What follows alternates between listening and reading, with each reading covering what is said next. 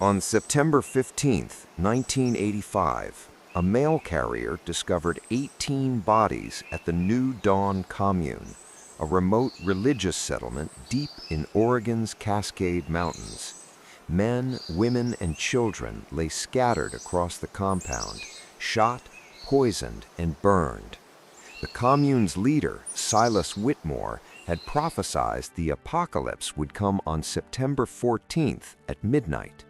When the world didn't end, Silas decided to create his own apocalypse. Over 12 hours, he and 4 loyal followers systematically executed everyone who questioned his prophecy. Then they set fire to the buildings and disappeared into the forest. This is the story of how faith became a death sentence and how a failed prophecy led to the largest cult massacre in Oregon history. September 15, 1985, 11:23 a.m. Rural mail carrier Dennis Porter was making his weekly delivery run through the Cascade Mountain foothills, 40 miles east of Eugene, Oregon. Dennis had been delivering mail to this route for 9 years. He knew every family, every driveway, every dog that barked when he approached. His last stop was always the new Dawn Commune, a religious community that had settled on 200 acres of forested land in 1978. The commune received mail once a week, usually just letters from family members, religious pamphlets, occasional packages. Dennis pulled up to the main gate at 11:23 a.m. The gate was open. Strange. It was always closed. He drove through, following the dirt road that wound through pine trees toward the compound. As he rounded the final bend, Dennis saw smoke. Thin wisps rising from the ruins of several buildings. Not active flames, just smoldering remains. He stopped the truck. Something was very wrong. Dennis approached the main compound cautiously. The new Dawn Commune consisted of 7 structures arranged in a semicircle. 1 large meeting hall, 3 residential cabins, 1 dining hall, 1 workshop building, 1 small chapel. 4 of the buildings were burned. Only blackened frames and ash remained. The other 3 were intact, but silent. No people, no sounds, just smoke and the smell of death. Dennis called out, "Hello? Anyone here?" No response. He walked toward the meeting hall, the only large structure still standing. The door was open. He stepped inside and saw bodies. The meeting hall floor was covered in bodies. Men, women, children, at least a dozen, lying where they'd fallen, some face down, some on their backs, some curled in fetal positions. Blood pooled on the wooden floor. Bullet holes riddled the walls. Dennis staggered backward, hand over his mouth. He ran to his mail truck and grabbed the CB radio. "This is Porter, Route 7. I need police at the new Dawn Commune immediately. Multiple casualties, mass casualty event. Send everyone." The dispatcher's voice came through. "Dennis, repeat that?" "There's bodies everywhere, at least a dozen, maybe more. It's a massacre." Lane County Sheriff's Department received Dennis Porter's call at 11:31 a.m. Sheriff Tom Brennan and 4 deputies arrived at the commune at 12:14 p.m. What they found was beyond anything they'd encountered in rural Oregon law enforcement. The meeting hall, 12 bodies, ages ranging from 8 to 67, all appeared to have died from gunshot wounds or poisoning. The dining hall, 3 bodies, slumped over tables, food still on plates, appeared to have been poisoned during a meal. The chapel, 2 bodies, both women, shot execution style, kneeling in front of the altar. Behind the workshop, 1 body, male, middle-aged, shot in the back while apparently trying to flee. Total, 18 bodies. No survivors found. Sheriff Brennan called for backup from Oregon State Police and the FBI. By 2 p.m., the compound was swarming with law enforcement, forensic teams, medical examiners, homicide detectives, federal agents. Special Agent Claire Dennison from the FBI's Portland office took command of the investigation. "This is a mass casualty event," Dennison told her team.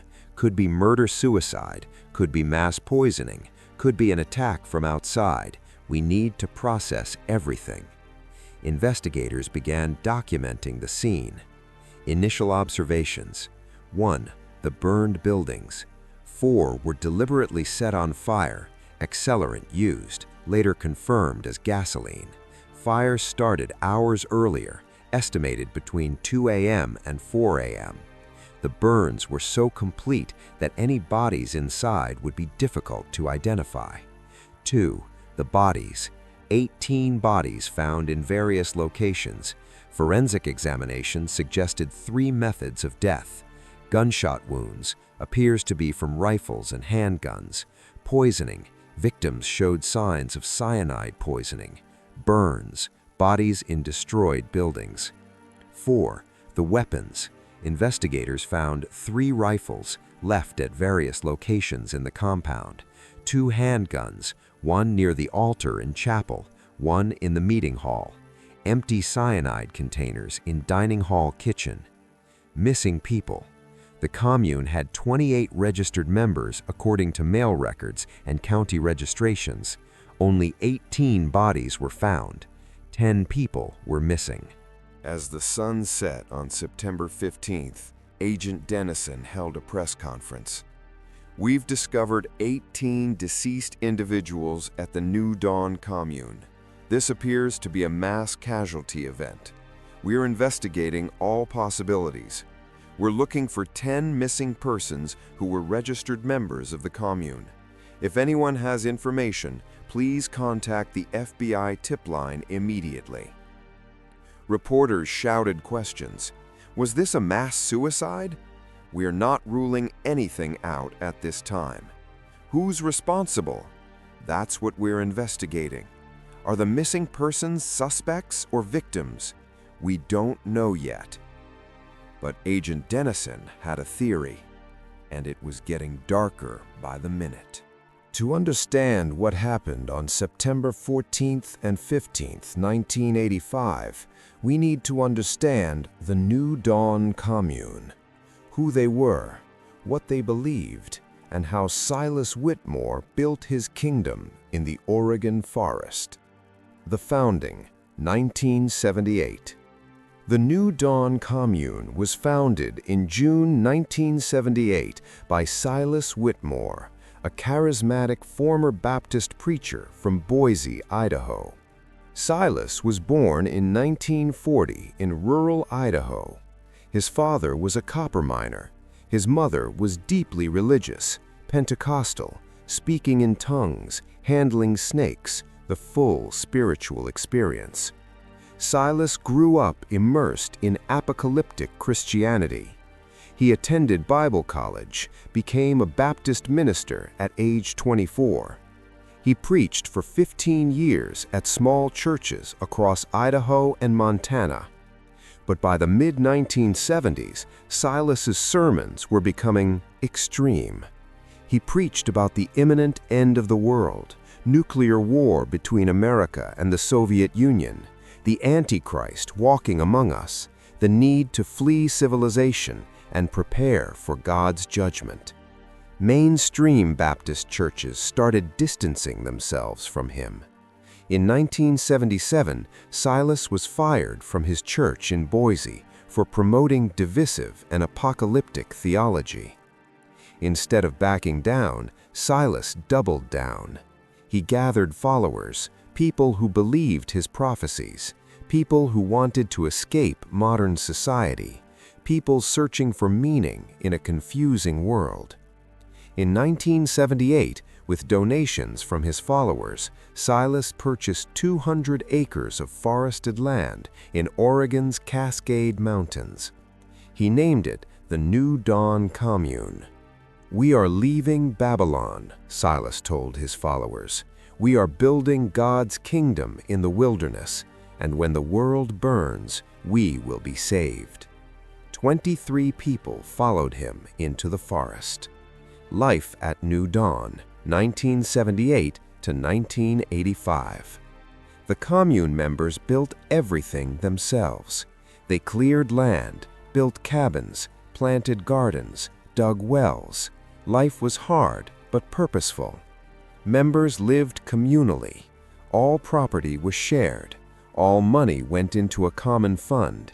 All decisions were made by Silas. All activities were structured around worship and preparation.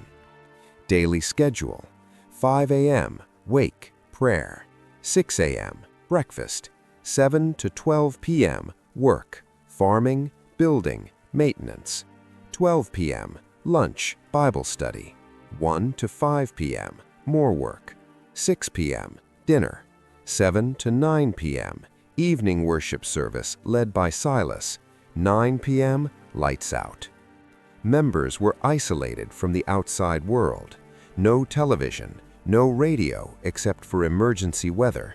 Limited mail, screened by Silas. Rare trips to town, only for supplies, supervised.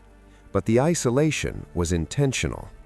Silas preached that the outside world was corrupted, sinful, doomed. "Only here are you safe," Silas would say. "Only here will you survive the coming judgment." Most members believed him completely. The 28 members as of September 19, 1985.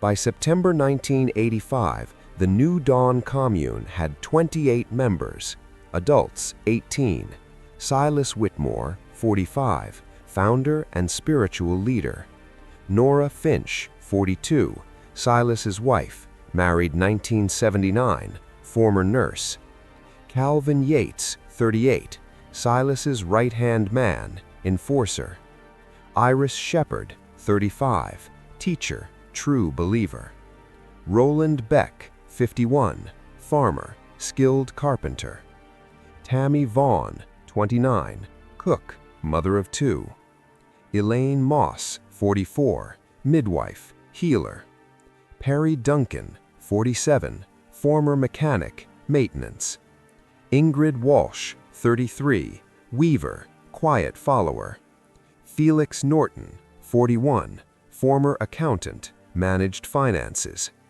Harmony Blake, 27, young believer, joined 1984; Jasper Cole, 39, logger, strong but simple; Autumn Hayes, 31, gardener, mother of 1; Sterling Frost, 43, former teacher, skeptical but loyal; Luna Price, 25, newest member, joined 1985; Deacon Mills, 55, oldest member, former pastor; Sage Brennan, 36, herbalist, alternative medicine; River Townsend, 34, handyman, true believer; children, 10, total; Phoenix Ward, 14, Iris's son; Meadow Yates, 12, Calvin's daughter; Willow Vaughn, 10, Tammy's daughter; Forrest Vaughn, 8, Tammy's son; Sky Norton, 9, Felix's daughter; Rain Hayes, 7, Autumn's daughter; Stone Cole, 11, Jasper's son; Brooke Mills, 13, Deacon's granddaughter, parents died, raised by Deacon; Ember Frost, 10, Sterling's son. Total, 28 people, 18 adults, 10 children. By 1985, Silas Whitmore had absolute control over the commune. He wasn't just a leader, he was a prophet, God's chosen messenger. Silas's teachings evolved over the years, 1978 to 1980. We're preparing for the end times. Stay faithful, work hard. God will protect us. 1981 to 1983. The world is becoming more evil. Nuclear war is coming. We must be ready. 1984. God has shown me the date. The apocalypse will come soon, very soon. 1985. I have received the final prophecy. The world will end on September 14th, 1985, at midnight. Only the faithful will be saved. As Silas's prophecies became more specific and extreme, some commune members began to doubt. But doubting Silas was dangerous. Former members who left the commune in 1983 to 1984 later told investigators. Marcus Young left 1983. Silas didn't tolerate questions. If you doubted him, you were doubting God. He'd shame you in front of everyone, call you a non-believer, a threat to the community.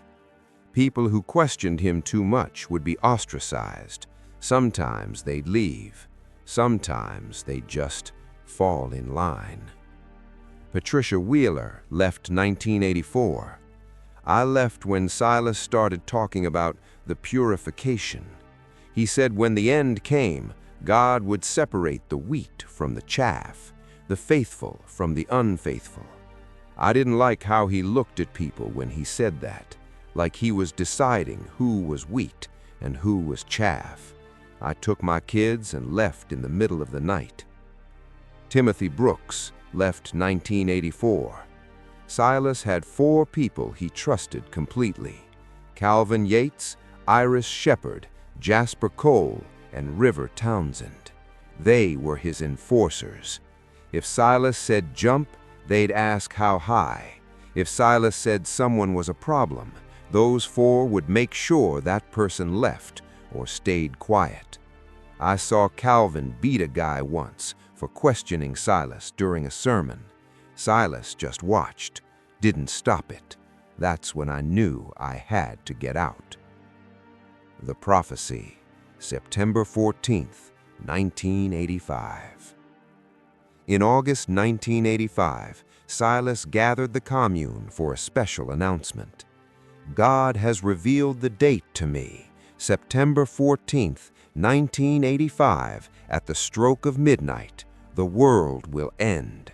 Nuclear fire will consume the earth, but we, the faithful, will be taken up, saved, transformed. The commune members reacted in different ways. True believers, Calvin, Iris, Jasper, and River, and about 10 others, accepted completely, prepared with joy.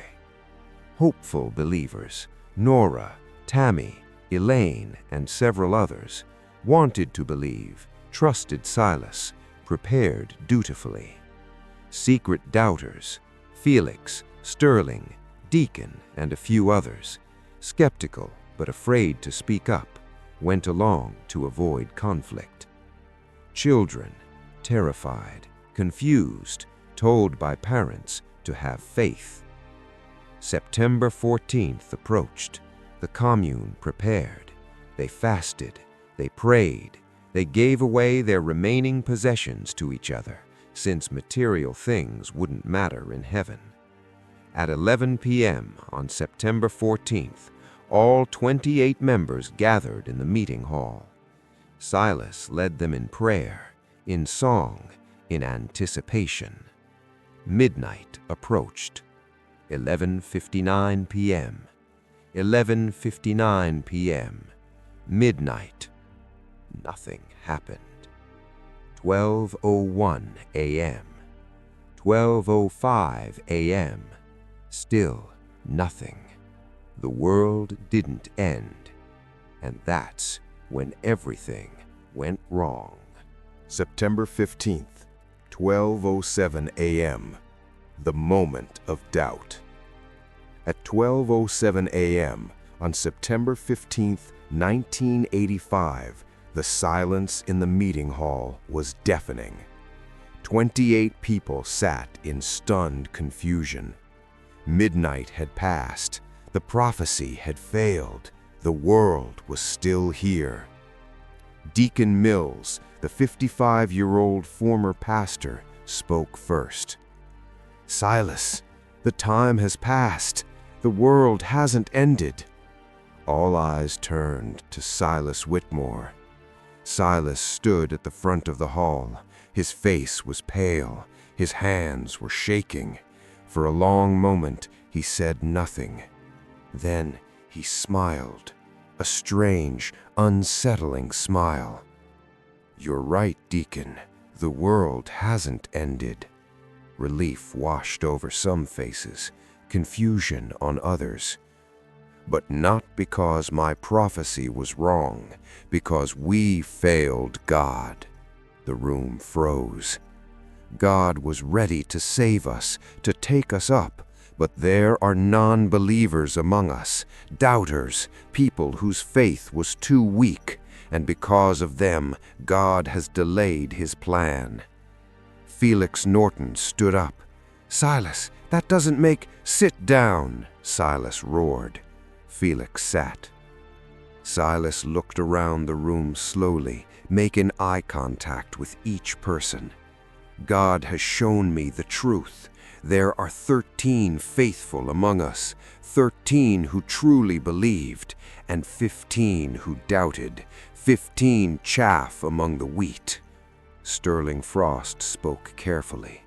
"Silas, we all believed. We're all here. We all prepared. You questioned me, Sterling, last week. I heard you, telling Autumn that maybe the date was symbolic.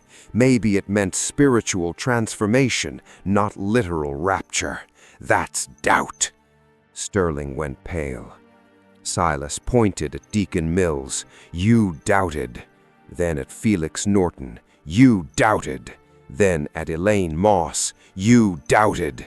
He continued pointing, naming names: Perry Duncan, Autumn Hayes, Sterling Frost, Ember Frost, Forrest Vaughn, Willow Vaughn, Sky Norton, Rain Hayes, Brooke Mills, Dawn Price. 15 people total, including 6 children. "These 15 must be purified," Silas said quietly. "Only then will God return for us." The room erupted. "Silas, you can't be serious. Those are children. This is insane." Silas raised his hand. Calvin Yates stood, then Iris Shepherd, then Jasper Cole, then River Townsend. All 4 were armed. They'd been carrying rifles the entire time, hidden under long coats. Now they raised them. Nobody leaves this room until the purification is complete. 12:15 a.m. The first death. Deacon Mills, the oldest member, stood slowly. "Silas, I've known you for 7 years. You're not a murderer. You're a man of God. Whatever you're thinking right now, stop. Please, let's talk about this." Silas looked at Calvin Yates. Calvin didn't hesitate. He shot Deacon Mills in the chest.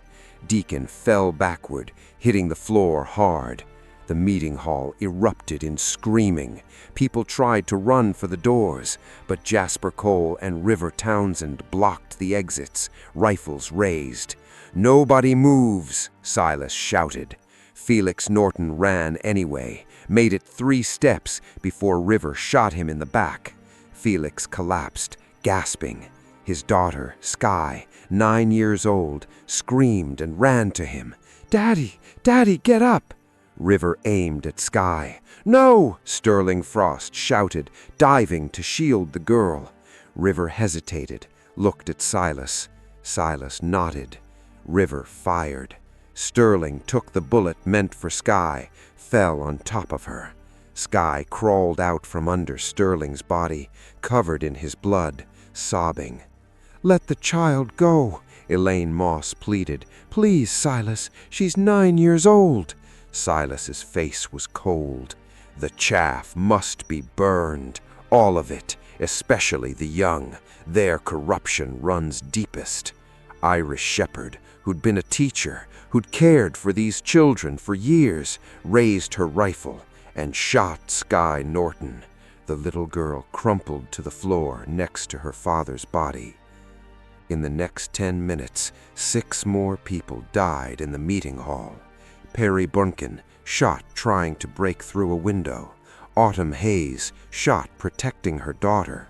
Rain Hayes, age 7, shot by Calvin Yates. Forrest Vaughn, age 8, shot by Jasper Cole. Ember Frost, age 10, shot by River Townsend. Brooke Mills, age 13, shot by Iris Shepherd while trying to run. 12 people dead in the meeting hall. 3 survivors from the doubters list: Tammy Vaughn, mother; Willow Vaughn, 10-year-old daughter; and Elaine Moss, midwife. They huddled together in the corner, surrounded by bodies, waiting to die. 12:30 a.m., the dining hall. Silas looked at the surviving faithful members: Nora Finch, his wife; Harmony Blake; Roland Beck; Tammy Vaughn's husband Cedric, who hadn't been named a doubter; Ingrid Walsh; and Sage Brennan.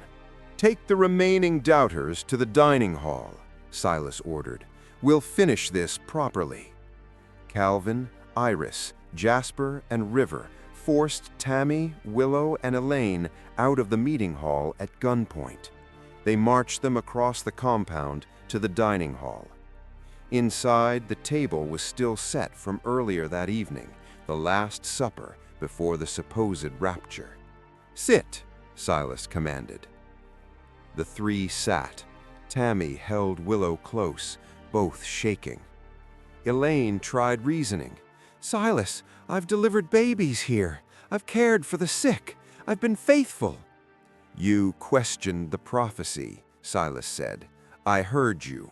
You told Nora that maybe we misunderstood. That's doubt. That's corruption." Nora Whitmore entered the dining hall carrying a pitcher of juice. Her hands were shaking. Tears streamed down her face. "Nora," Elaine's voice cracked, "you're going to help him?" Nora couldn't speak. She just set the pitcher on the table and poured 3 glasses. Silas smiled. "Drink. It will be painless." Tammy understood immediately. "It's poisoned." "Cyanide," Silas confirmed. "Quick, merciful, more than you deserve." "I won't drink it," Tammy said. "Then I'll shoot your daughter first, make you watch, then shoot you. Your choice." Tammy looked at her 10-year-old daughter, Willow. "It's okay, baby. We're going to see Daddy. It won't hurt." Willow was crying. "I don't want to, Mommy." I know, but we have to be brave." Tammy picked up the glass. Elaine picked up hers. Willow, shaking, picked up hers. "Together," Tammy said. They drank. Cyanide poisoning is not painless. It's excruciating. The poison blocks oxygen from reaching cells. Victims suffocate at the cellular level. Tammy, Willow, and Elaine died over the course of 4 agonizing minutes, convulsing, gasping, foaming at the mouth. Silas and his 4 enforcers watched. When it was over, Silas said calmly, 15 down. The purification is almost complete." "There were 18 marked as doubters on your list," Iris reminded him. "The last 3 escaped, but we'll find them." 1 p.m. The hunt. During the chaos in the meeting hall, 3 people had escaped. Luna Price, 25, and her daughter Dawn, 6, had run out a side door during the initial shooting. Phoenix Ward, 14, Iris Shepherd's own son, had hidden under a pew, then slipped out when the enforcers were distracted. All 3 had fled into the forest. Silas sent Calvin, Jasper, and River to hunt them down. Find them, kill them, bring proof. The 3 men grabbed flashlights and disappeared into the darkness. Luna Price and Dawn. Luna was one of the newest members, having joined just 6 months earlier after her husband died. She'd been searching for community, for purpose. She'd found a death cult. Now she was running through pitch-black forest with her 6-year-old daughter, pursued by armed men. She could hear them behind her, flashlights cutting through trees, voices calling, "Luna, come back! It doesn't have to be painful!" Luna ran faster, carrying Dawn when the child couldn't keep up. She ran for 20 minutes before exhaustion took over. She hid behind a fallen log, pulling Dawn close, hand over her child's mouth to muffle her breathing. Flashlights swept past them, twice. The hunters moved on. Luna waited until she couldn't hear them anymore. Then she kept running. By dawn, she and Dawn had put 3 miles between themselves and the commune. They survived. Phoenix Ward. Phoenix was 14 years old, Iris Shepard's own son. He'd grown up at the commune. It was all he knew. But he'd seen his mother shoot a 9-year-old girl. He'd seen Silas order the deaths of children Phoenix had grown up with. And Phoenix knew he was on the list of doubters because he'd questioned the prophecy to his mother 3 days earlier. "What if it doesn't happen, Mom?" That one question had marked him for death. Now he was running through the forest, trying to escape the only home he'd ever known. He heard footsteps behind him, close. "Phoenix!" Jasper Cole's voice. "Your mom wants you to come back. She's worried about you." Phoenix knew that was a lie. He climbed a tree, hiding in the branches, holding his breath as Jasper passed underneath. Jasper searched for 10 minutes, then gave up. "Kid's long gone," Jasper muttered, heading back to the compound. Phoenix stayed in that tree until sunrise. Then he climbed down and started walking west. He survived. But 3 other people who tried to run that night didn't make it. Roland Beck, the 51-year-old farmer, had tried to sneak away during the chaos. River Townsend caught him behind the workshop and shot him in the back. Harmony Blake, the 27-year-old believer, had second thoughts when she saw the children being killed. She tried to run to the forest. Calvin Yates hunted her down and brought her back. Silas personally shot her in the chapel as punishment for betraying the faith. Cedric Vaughn, Tammy Vaughn's husband, who'd been spared initially, saw his wife and daughter die from poisoning. He attacked Silas with his bare hands. All 4 enforcers beat him to death. 18 dead, 3 survivors, and Silas Whitmore still wasn't finished. 3 a.m. The fire. By 3 a.m. on September 15th, 18 people were dead. Silas gathered his remaining loyal followers: Nora Finch, his wife, Calvin Yates, Iris Shepard, Jasper Cole, River Townsend, Ingrid Walsh, Sage Brennan. 7 people left out of the original 28. 10 others dead. 10 escaped or killed trying to escape. "We've purified the community," Silas said. "Now we must purify the place itself. We burn it. We leave. We start again somewhere new. The true faithful will rebuild New Dawn." Nora spoke for the first time in hours. "Silas, we just killed 18 people, children. What have we done?" Silas grabbed her face roughly. "We saved our souls. Don't doubt now. Don't falter." "But—" "Do not doubt me." Nora went silent, tears streaming down her face. Silas turned to Calvin. "Burn the buildings, all of them except the workshop. We'll need supplies." Calvin, Jasper, and River gathered gasoline from the generator shed. They doused 4 buildings: the meeting hall with 12 bodies inside, the dining hall with 3 bodies inside, 2 residential cabins empty. At 3:32 a.m., they lit the fires. The buildings burned fast: dry pine wood, Decades of accumulated wood furnishings, bodies providing additional fuel.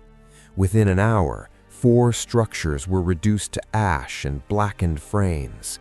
The smoke rose into the night sky, visible for miles, but no one was around to see it.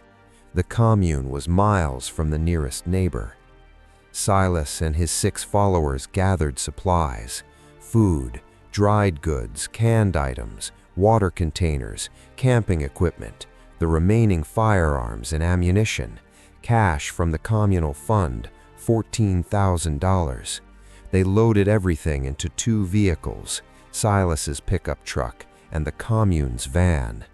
At 4:30 a.m., as the fire still smoldered, Silas and his 6 followers drove away from New Dawn Commune. They left 18 bodies behind. The survivors, September 15th, Dawn. Luna Price and Dawn. Luna and her daughter Dawn spent the night hiding in the forest.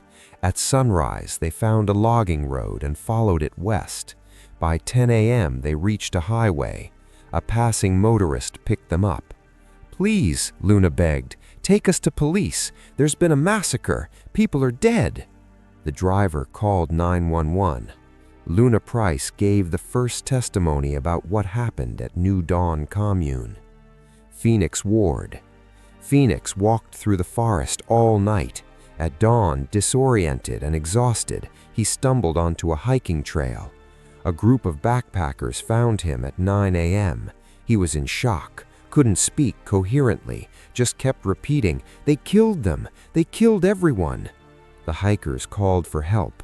Forest rangers brought Phoenix to the nearest hospital. It took hours before he could tell his story. The discovery. Mail carrier Dennis Porter arrived at the commune at 11:23 a.m., found the bodies, called police. By the time investigators arrived, Silas and his followers had been gone for 7 hours. But Luna Price and Phoenix Ward were already talking to police, giving names, descriptions, vehicle information. The manhunt began immediately.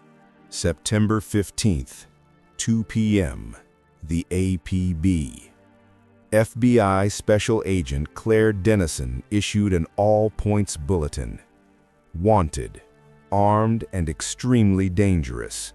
Silas Whitmore, 45, white male, 6'0", 180 pounds, gray beard, leader. Calvin Yates, 38, white male, 5'11", 200 pounds, bald. Iris Shepard, 35, white female, 5'6", 140 pounds, blonde hair. Jasper Cole, 39, white male, 6'2", 220 pounds, brown hair, beard. River Townsend, 34, white male, 5'10", 170 pounds, long brown hair. Nora Finch, 42, white female, 5'4", 130 pounds, brown hair. Ingrid Walsh, 33, white female, 5'7", 125 pounds, red hair. Sage Brennan, 36, white female, 5'5", 135 pounds, blonde hair. Vehicles: blue 1978 Ford pickup, Oregon plates. White 1980 Dodge van, Oregon plates. Charges: 18 counts of murder. Do not approach. Call 911 immediately. The APB went out to every law enforcement agency in Oregon, Washington, California, Idaho, and Nevada. Highway Patrol, State Police, FBI, local sheriffs. Everyone was looking for Silas Whitmore and his followers. September 15th, 6 p.m., the first sighting. A gas station attendant in Bend, Oregon, 80 miles from the commune, reported seeing a blue Ford pickup matching the description. Came through around noon, guy with a gray beard, paid cash for gas, seemed nervous. Oregon State Police raced to Bend, but the truck was already gone. Security footage confirmed Silas Whitmore, Calvin Yates, and Nora Finch had stopped for gas at 12:14 p.m. They were heading south, toward California. September 16th, the van found. The next morning, a hiker found the white Dodge van abandoned on a forest road near Crater Lake National Park. Police processed the vehicle. Inside, they found camping supplies, food wrappers, 3 sleeping bags, and women's clothing belonging to Iris Shepard, Ingrid Walsh, and Sage Brennan, but no people. The 3 women had abandoned the van and continued on foot into the forest. Search teams with dogs tracked the women's trail for 3 miles. The trail ended at a cliff overlooking Crater Lake. At the base of the cliff, 200 feet below, they found 3 bodies: Iris Shepard, Ingrid Walsh, Sage Brennan, all dead from the fall. Forensic analysis later determined not an accident. They jumped. A suicide pact. A note found in Iris's pocket. "We failed Silas. We failed God. We can't live with what we've done. May God forgive us. I. 3 of the 8 fugitives were now dead. 5 remained at large. September 18th, the shootout. On September 18th, California Highway Patrol spotted the blue Ford pickup on Interstate 5 near Redding, California. Officer Dale Martinez pulled the truck over for a routine traffic stop. As he approached, the driver, Calvin Yates, opened fire with a rifle. Martinez dove behind his patrol car, called for backup, and returned fire. Within minutes, 5 more police units arrived. The truck was surrounded.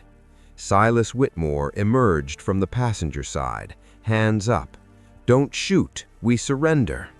Nora Finch exited from the back, also with hands raised. But Calvin Yates stayed in the truck, rifle raised. "Calvin, put down the weapon," officers shouted. Calvin fired at police, hit one officer in the leg. Police returned fire. Calvin Yates was killed instantly, 27 bullet wounds.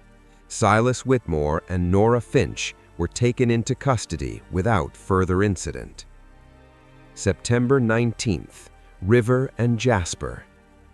The next day, FBI agents tracked River Townsend and Jasper Cole to a motel in Eureka, California. The 2 men had checked in under fake names, paying cash, but a motel clerk recognized them from TV news and called police. FBI tactical teams surrounded the motel room at 6 a.m. "River Townsend, Jasper Cole, FBI, come out with your hands up." Silence. "You're surrounded. There's no escape." More silence. Then a single shot from inside the room. Agents breached the door. Both men were dead. Murder-suicide. River had shot Jasper, then himself. A note on the nightstand. "We can't face trial. We can't face what we've done. Tell Silas we stayed faithful to the end. R and J." All 8 fugitives were now accounted for. Silas Whitmore, arrested. Nora Finch, arrested. Calvin Yates, killed by police. Iris Shepard, Ingrid Walsh, Sage Brennan, suicide, jumped from cliff. River Townsend, Jasper Cole, murder-suicide. October 1985. Charges filed. Silas Whitmore and Nora Finch were charged with 18 counts of first-degree murder, conspiracy to commit murder, Child endangerment resulting in death, 10 counts. Arson, kidnapping. Both were held without bail in Lane County Jail, Eugene, Oregon. The trial began on March 3, 1986. Presiding Judge, Honorable Margaret Chen. Prosecution, District Attorney Thomas Riley. Defense, Public Defenders. Silas and Nora couldn't afford private counsel. The prosecution's case. D.A. Riley presented overwhelming evidence. Physical evidence, 18 bodies, forensic reports confirming cause of death, weapons, rifles and handguns linked to defendants, cyanide containers with Silas's fingerprints, burned buildings with accelerant residue, financial records showing Silas controlled all the commune funds, witness testimony, Luna Price, survivor. Luna testified for 2 days, described the events of September 15th in graphic detail. Silas pointed at people and said, "You doubted." Then Calvin, Iris, Jasper, and River shot them. They shot children, 6-year-olds, 8-year-olds, teenagers, just executed them. My daughter and I ran. We're only alive because we escaped into the forest. D.A. Riley asked, "Did Silas Whitmore order these killings?" "Yes, absolutely. He pointed, they shot. He was in complete control." Phoenix Ward, survivor, age 14. Phoenix testified about growing up in the commune, about Silas's increasing extremism, about the failed prophecy. After midnight passed and nothing happened, Silas got angry. He said, "We failed God." He started naming people who doubted. My mom, Iris, was one of the shooters. She killed kids she used to teach, kids she used to care for, because Silas told her to. Phoenix broke down crying on the stand. I saw her shoot Sky Norton. Sky was 9 years old, and my mom just shot her like it was nothing. Former commune members. 3 people who'd left the commune in 1983-1984 testified about Silas's control, his violent enforcers, his apocalyptic preaching. "He was a dictator," said Marcus Young. "He controlled everything, what you ate, what you wore, what you thought. If you questioned him, you were punished, or you left, or you disappeared." The defense. The defense had almost nothing. Silas's public defender tried arguing diminished capacity. Silas was mentally ill, believed his prophecies. Religious freedom. Silas genuinely believed God commanded the purge. Shared responsibility. The 4 enforcers were equally guilty. None of it worked. Nora's public defender tried arguing duress. She was coerced by Silas, feared for her life. Battered spouse syndrome. Years of psychological abuse, minimal participation. She only provided the poison under threat. This argument had slightly more merit, but the prosecution showed video of Nora pouring the poison drinks, knowing what they were. "She had choices," said D.A. Riley. "She could have refused, could have warned the victims, could have run. She chose to help murder 3 people, including a 10-year-old child." Silas testified. Against his lawyer's advice, Silas Whitmore took the stand. He showed no remorse. D.A. Riley asked, "Mr. Whitmore, did you order the deaths of 18 people?" "I did what God commanded." "Did you point at people and designate them for execution?" "I identified the unfaithful." "Yes." "Did you watch as children were shot?" "The young are most susceptible to corruption. They had to be purified." "Do you feel any guilt?" "No. I feel sorrow that more didn't have faith, but no guilt for following God's will." "You murdered 18 people because your prophecy failed." "My prophecy didn't fail. They failed. Their lack of faith prevented the rapture. So you killed them. I purified them. There's a difference." The jury stared at him in horror. The verdict. The jury deliberated for 6 hours. March 28, 1986, 4:17 p.m. Silas Whitmore, count 1 through 18, first-degree murder, guilty on all counts. Conspiracy, guilty. Child endangerment resulting in death, guilty on all counts. Arson, guilty. Kidnapping, guilty. Nora Finch, count 1 through 3, first-degree murder of Tammy, Willow, Elaine, guilty. Accessory to murder, remaining 15 counts, guilty. Conspiracy, guilty. Sentencing. Oregon had abolished the death penalty in 1981, then reinstated it in 1984. The new Dawn murders occurred in 1985. Death penalty was back on the table.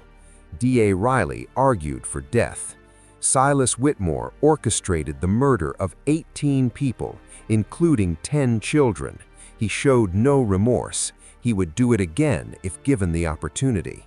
He deserves the ultimate punishment. The defense argued for life without parole. Judge Chen sentenced both defendants. Silas Whitmore, death penalty, to be executed by lethal injection.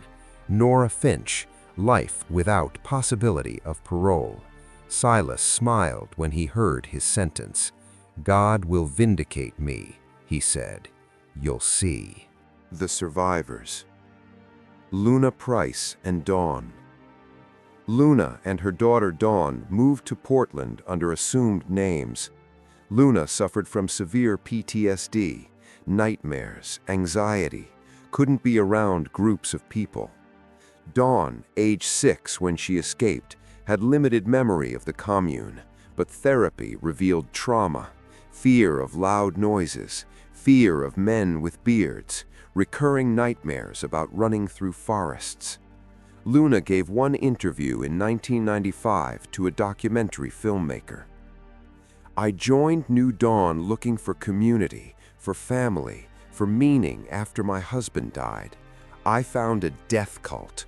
I watched people I cared about get executed.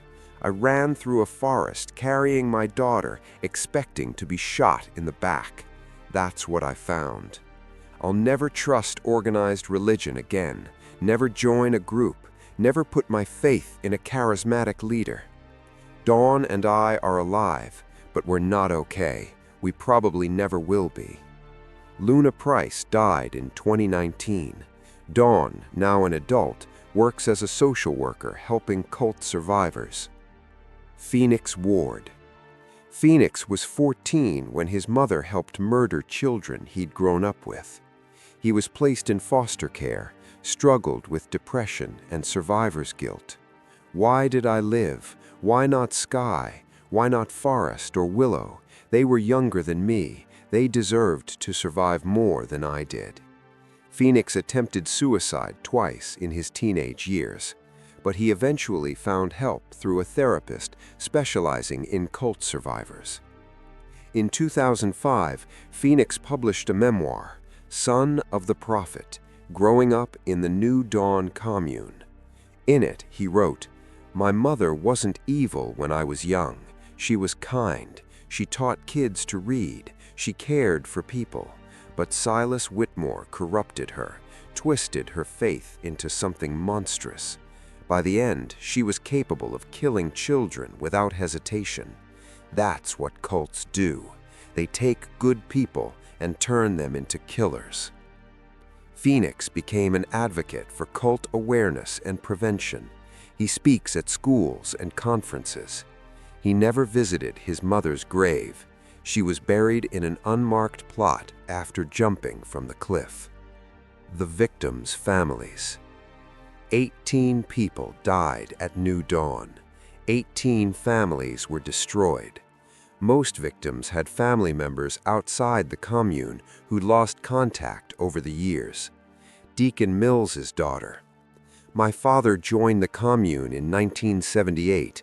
I begged him not to, told him Silas was dangerous. He said I didn't understand, that God was calling him.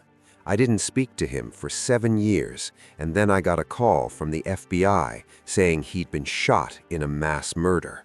I never got to say goodbye. Felix Norton's ex-wife. Felix took my daughter, Sky, when he joined that cult, took her away from me. I fought for custody and lost because the judge said the commune was a legitimate religious community. 3 years later, both of them were dead. Sky was 9 years old. I'll never forgive the system that let Felix take her, and I'll never forgive Silas Whitmore for murdering her. Sterling Frost's brother. Sterling was a teacher, a good man. He joined the commune because he was searching for meaning after his wife died. He thought he'd found a spiritual community. Instead, he found death. He died trying to protect a little girl. That's who my brother was, a protector, and it got him killed. The commune site. The new Dawn Commune site was seized by the state of Oregon. The burned buildings were bulldozed, the intact structures demolished. The land was sold at auction in 1987. A logging company bought it, harvested the timber, left it bare. Today, the site is overgrown forest. No signs remain of the commune. But locals avoid it, say it's cursed. Hikers who stumble across the area report feeling uneasy, sensing something wrong. A small memorial was placed near the access road in 1995. In memory of the 18 souls lost at New Dawn Commune, September 15, 1985. May they find the peace in death that was denied them in life. The memorial is maintained by Phoenix Ward. Silas Whitmore, death row. Silas Whitmore was sent to Oregon State Prison death row. He spent 27 years awaiting execution. Appeals, legal challenges, stays of execution. The Oregon death penalty was controversial.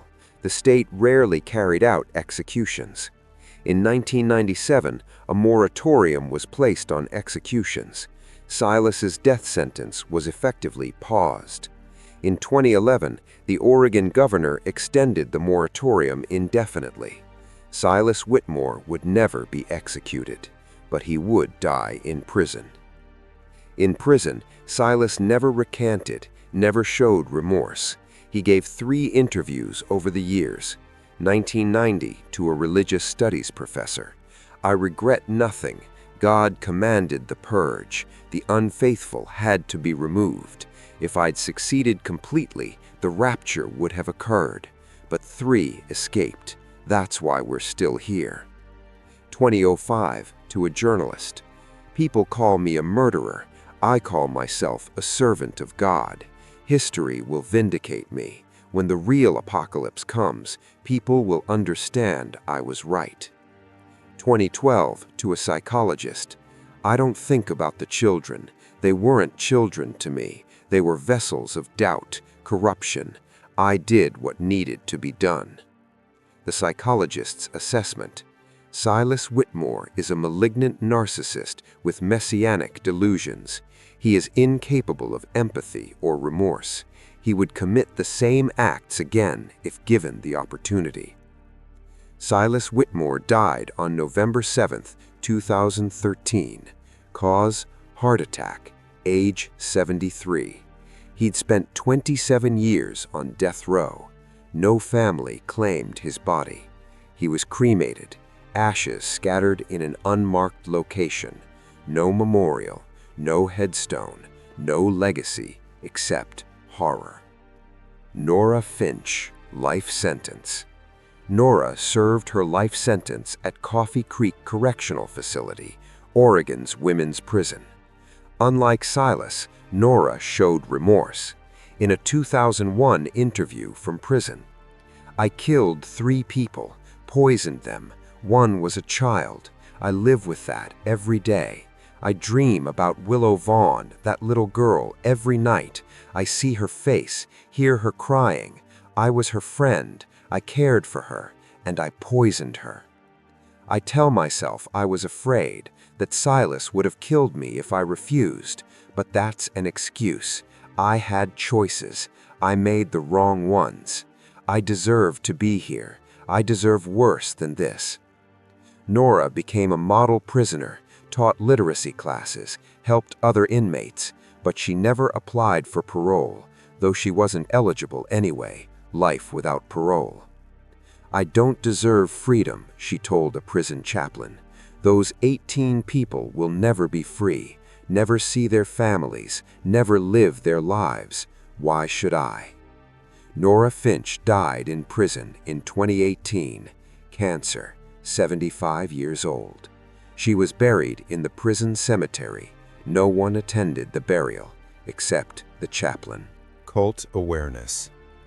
The New Dawn Massacre became a case study in cult psychology. Warning signs identified. Charismatic leader with absolute authority. Isolation from outside world. Apocalyptic theology with specific end-date prophecies. Punishment for questioning leadership. Us versus them mentality. Faithful versus unfaithful. Financial control by leader. Escalating demands and extremism over time. Dr. Margaret Singer, cult expert, analyzed the case. New Dawn followed the classic cult pattern. Silas Whitmore isolated his followers physically and psychologically. He controlled all information coming into the community. He punished dissent. And when his prophecy failed, rather than admit error, he blamed his followers. That's when the violence erupted. Failed prophecies are extremely dangerous moments in cults. Leaders either admit they were wrong, rare, or double down and become more extreme, common. Silas chose extreme violence. Sound, academic lecture, slides clicking, students taking notes. Oregon's response. After the New Dawn Massacre, Oregon implemented new regulations. Commune Monitoring Law, 1986. Religious communities with 10 or more members must register with the state. Annual safety inspections required. Child welfare checks mandatory. Financial audits to prevent exploitation. Cult intervention programs. Hotline for concerned family members. Deprogramming resources for former cult members. Education programs in schools about cult recruitment. Similar cases. The New Dawn Massacre was compared to other cult tragedies. Jonestown, 1978, 918 dead. Jim Jones led mass suicide in Guyana. Branch Davidians, 1993, 76 dead. David Koresh's compound burned during FBI siege. Heaven's Gate, 1997, 39 dead. Marshall Applewhite led mass suicide, believing they'd reach a spacecraft. People's Temple, 1978, same as Jonestown, Jim Jones. New Dawn was unique because it was a massacre, not mass suicide. Children were murdered against their will. The leader survived and was prosecuted. Enforcers actively hunted fleeing members. Phoenix Ward's advocacy. Phoenix Ward, the 14-year-old survivor, dedicated his life to preventing similar tragedies. He founded Second Dawn, a non-profit supporting cult survivors. Services include crisis hotline, deprogramming therapy, legal assistance for custody battles, education about high-control groups. Phoenix speaks at universities, conferences, and government hearings. In a 2020 TED Talk, "I grew up in a cult. My mother killed children because a man told her God commanded it. I survived, but 18 didn't. Cults still exist. They're recruiting right now, online, in person, targeting vulnerable people searching for meaning. We need to educate people about manipulation tactics, about warning signs, about how to help loved ones escape. Because what happened at New Dawn can happen again, and unless we're vigilant, it will." The 18. Let's remember the victims not as statistics, but as people. The adults. Deacon Mills, 55, former pastor, first to die. Felix Norton, 41, accountant, killed protecting others. Sterling Frost, 43, teacher, died shielding a child. Perry Duncan, 47, mechanic. Autumn Hayes, 31, gardener, mother. Elaine Moss, 44, midwife, poisoned. Tammy Vaughn, 29, mother, poisoned with her daughter. Roland Beck, 51, farmer, shot while fleeing. Harmony Blake, 27, young believer, executed in the chapel. Cedric Vaughn, 32, beaten to death defending his family. The children: Sky Norton, 9, Rain Hayes, 7, Forrest Vaughn, 8, Ember Frost, 10, Brooke Mills, 13, Willow Vaughn, 10, poisoned. Meadow Yates, 12, Stone Cole, 11, 18 lives, 18 futures stolen. The new Dawn Commune is gone. The buildings are demolished. The land is empty. Nature has reclaimed the clearing where Silas Whitmore built his kingdom. But the memory remains. 18 people died because they trusted the wrong leader, because they believed a false prophet, because they couldn't escape when faith turned to violence. 10 were children. They had no choice. They were born into the commune or brought there by parents seeking meaning. 8 were adults who believed until doubt marked them for death. All 18 were victims of a man who placed his ego above human life. Silas Whitmore died in prison, never admitting guilt, never showing remorse. But 3 people survived to tell the truth: Luna Price and her daughter Dawn, Phoenix Ward. They carry the memory, they honor the dead, they warn the living. This was the new Dawn Commune Purge. 18 dead, 3 survivors, 1 failed prophecy that became a bloodbath. And a reminder: blind faith can be deadly. Question authority, think critically, and if a leader demands absolute loyalty, run.